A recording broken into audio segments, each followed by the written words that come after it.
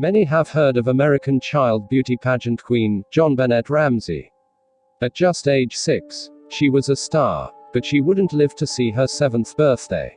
On the night of December 25 to 26, 1996, JonBenét was found dead in her family's home in Boulder, Colorado. A lengthy ransom note was found in the house, and her father, John Ramsey, found her body in the basement of their house approximately 8 hours after she had been reported missing. Her body was covered with a white blanket, her mouth taped shut with duct tape. JonBenét sustained a broken skull from a blow to the head, and had even been strangled.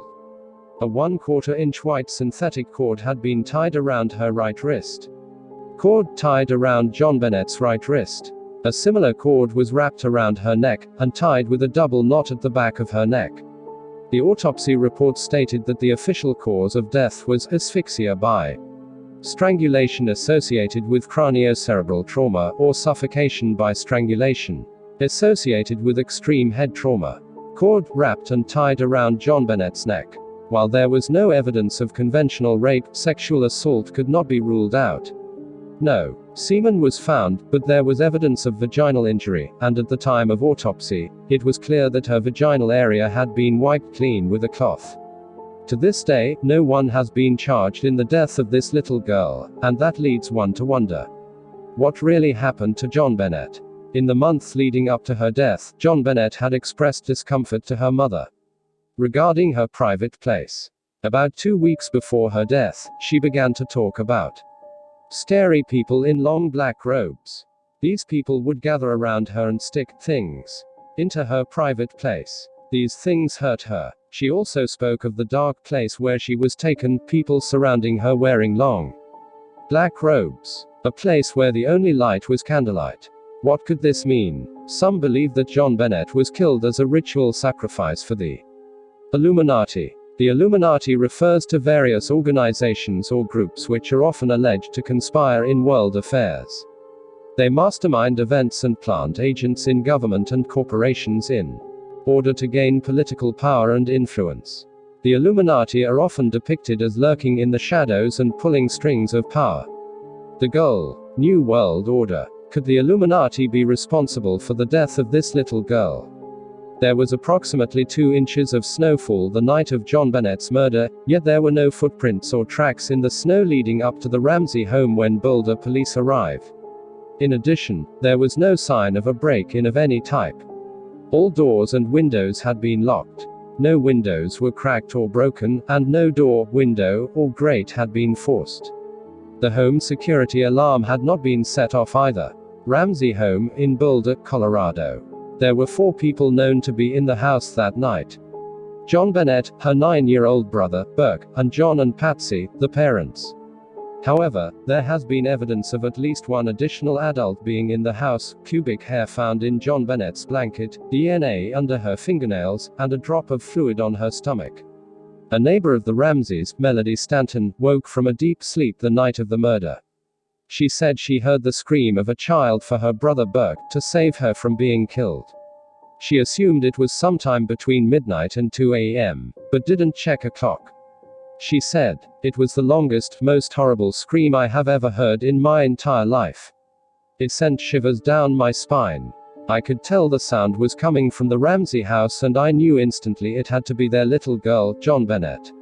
She waited to see if she heard more, and when she didn't, she went back to sleep. 3 neighbors have gone on record stating they heard this scream, yet the Ramseys claimed they heard no such thing. Cracked skull, belonging to JonBenét Ramsey. The ransom note found was an 82% match to Patsy Ramsey's handwriting, according to the Colorado Bureau of Investigation. Patsy admitted it was written on the same kind of paper she kept in her kitchen. Detectives even found an entire draft of the ransom note in the home, on a legal pad on which the final ransom note had been written. Full ransom note, left at the Ramsey home. Boulder PD contacted Dale Yeager and Denise Noker at Seraph, Inc. in 1997. Seraph Inc. is a security consulting firm with investigative professionals and former intelligence officers. They were asked to submit an analysis of the ransom note. Yeager and Noker claimed, without hesitation, that Patsy Ramsey was the author of the note. They reported that Psalm 118:27b can be interpreted as the source of the $118,000 ransom demand. Decorate the festival with leafy boughs and bind the sacrifices to be offered with thick cords to the horns of the altar is commonly cited by white supremacists who use the redemption and sacrifice ideas as justification for killing. The conclusion: you are investigating a child's murder with ritualistic overtones. Strangulation and sexual assault are most commonly seen in sadomasochism between heterosexual and homosexual adults. Ransom note handwriting comparison. John Ramsey's daughter, from his first marriage, Elizabeth, had memories of satanic, ritual sexual abuse in which her father played a major role in the rituals. These memories were uncovered during therapy sessions after a failed suicide attempt.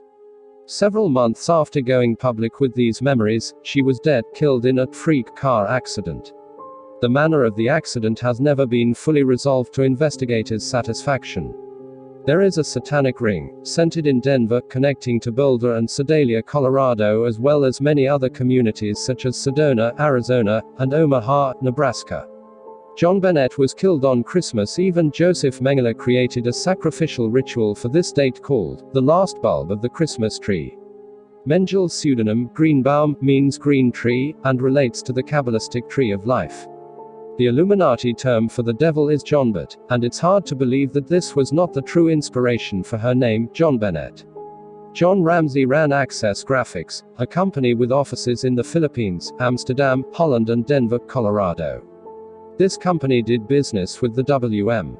Morris Agency and had contracts with what is commonly known as Iran-Contra. Access Graphics' major bank accounts were parked at the Iran-Contra money laundry Silverado Savings and Loan, administered by the director of Silverado, Neil Bush, George W. Bush's brother. Ramsey was on a list of witnesses never subpoenaed by former Iran-Contra prosecutor Lawrence Walsh. It can also be said that Ramsey had either knowingly or unknowingly pimped his daughter out as a prostitute to the W.M. Morris Agency, who took child models and used them to provide sexual services for pedophiles in government. Early on in the investigation, detectives probed John Ramsey's many visits to Amsterdam, the child porn capital of the world. Child porn was found on several computers in Ramsey's business, and a large amount of kiddie porn had been downloaded on Access Graphics computers. Alex Hunter, old as district attorney, is a political ally of Haddon, Morgan and Foreman, the law firm representing the Ramseys. This could explain why the DA's office, rather than investigating the Ramseys, they seemed more like collaborating with them. In April 1997, the Boulder police stopped sharing information with the DA's office, feeling they could no longer trust him. "It is my belief the district attorney's office has effectively crippled this case," Det Thomas wrote in his letter to Boulder Police Chief Mark Beckner. "The time for intervention is now." Thomas asked that an independent prosecutor be appointed to take over the case. Thomas's allegations included the following. Prosecutors shared physical evidence and reports with lawyers for John and Patsy Ramsey, the parents of the slain girl. Evidence remained in a laboratory untested as detectives and prosecutors grappled with how to proceed in the case. The district attorney's office did not clear innocent people, but pursued them with shameless tactics. Quote, Patsy Ramsey, left, and JonBenét, right. In 1977, Miss America judge, Frank Deford, wrote in his notes that Patsy was a little automaton on automatic pilot. Quote, JonBenét was noted for her ability to freeze all motion and hold a pose, incredible considering she was only 6 years old. It is common for the Illuminati to create mother-daughter mind-controlled teams of sex slaves for the purpose of entrapping public figures and thereafter holding them hostage. So, was JonBenét's death simply a sacrifice for the Illuminati, or some unrelated horrible crime? We may never know the true story.